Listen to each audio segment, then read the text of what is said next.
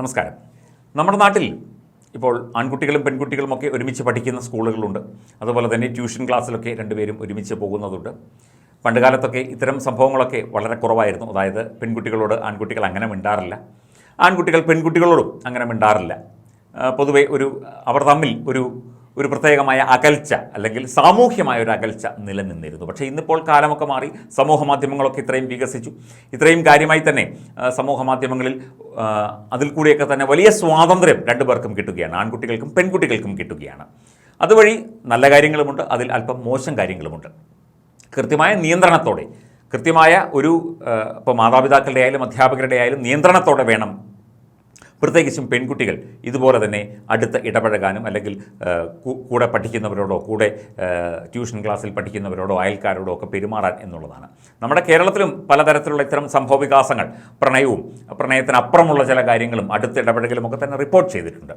ഇതിപ്പോൾ ഗോവയിൽ നിന്ന് ഒരു റിപ്പോർട്ടാണ്. ഗോവയിൽ ഒരു സ്കൂളിൽ സാധാരണഗതിയിൽ അവിടെ മെഡിക്കൽ ക്യാമ്പ് നടത്തും. എല്ലാ മാസവും മെഡിക്കൽ ക്യാമ്പ് നടത്തും.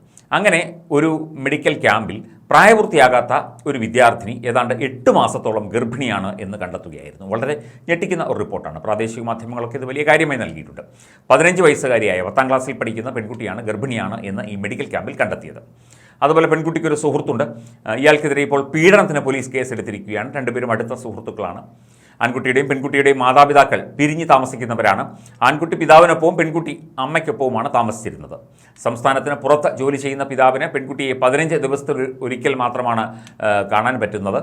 അതുകൊണ്ട് മിക്കവാറും പെൺകുട്ടി ഏതാണ്ട് ഒറ്റയ്ക്കായിരിക്കും. അടുത്തടുത്താണ് രണ്ടുപേരുടെയും കുടുംബങ്ങൾ താമസിച്ചിരുന്നത്. വീടിൻ്റെ പരിസരത്ത് വോളിബോൾ കളിക്കുന്നിടത്ത് വെച്ച് ഇരുവരും അടുക്കുകയായിരുന്നു. ഈ വോളിബോൾ കളിക്ക് ശേഷം ജനറേറ്റർ മുറിയിൽ പോയി അടുത്ത് ഇടപെടുകയിരുന്നതായിട്ടാണ് ഇപ്പോൾ പോലീസ് പറയുന്നത്. സ്കൂളിൽ നടത്തിയ പതിവ് മെഡിക്കൽ ചെക്കപ്പിനിടെ പെൺകുട്ടി ഗർഭിണിയാണെന്ന് കണ്ടെത്തുകയായിരുന്നു.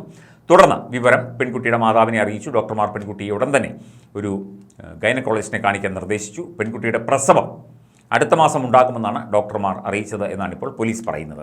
ബന്ധം തുടങ്ങുന്ന സമയത്ത് ഇരുവർക്കും പ്രായപൂർത്തിയായിരുന്നില്ല.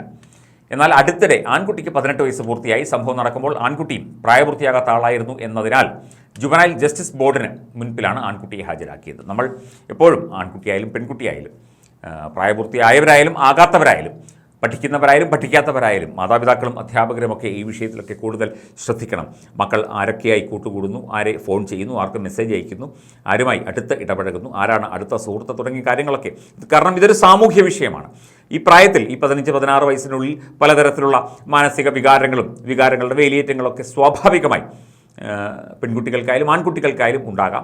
പക്ഷേ അത് ഇത്തരം അപകടകരമായ അല്ലെങ്കിൽ ലജ്ജാകരമായ നടപടികളിലേക്ക് എത്തിക്കഴിഞ്ഞാൽ തീർച്ചയായിട്ടും അത് മോശം കാര്യം തന്നെയാണ്. ഇതിന് വേണ്ട നിയന്ത്രണങ്ങളും ഒക്കെ എടുക്കേണ്ടത് തീർച്ചയായിട്ടും അധ്യാപകരും മാതാപിതാക്കളും ഒക്കെ തന്നെയാണ്. കുട്ടികളും സൂക്ഷിക്കണം. തീർച്ചയായിട്ടും 15 വയസ്സ് 16 വയസ്സുള്ള കുട്ടി എന്ന് പറഞ്ഞാൽ കാര്യങ്ങൾ അറിയാൻ പ്രായമായ കുട്ടിയാണ്. അപ്പോൾ നിങ്ങൾ സൗഹൃദവും അതിനൊക്കെ ഒരു പരിധിയുണ്ട്. ആ പരിധി ലംഘിച്ചു കഴിഞ്ഞാലാണ് ഇത്തരം ബുദ്ധിമുട്ടുകൾ ഉണ്ടാകുന്നത്.